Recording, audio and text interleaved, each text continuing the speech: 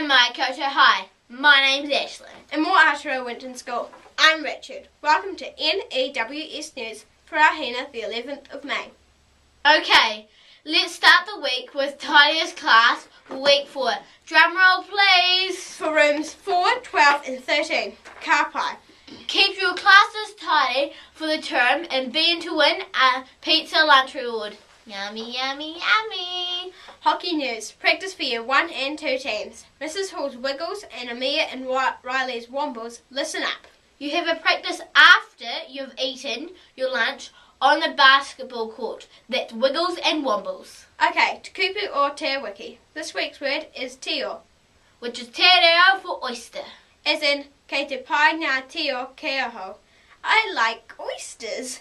Ka pai. It's getting dark out there in the mornings, people, so to and from school, do the right thing, wear your Hi Viz vest. And if you missed any notices, you can play the news again, or you can read all the notices in the text box below.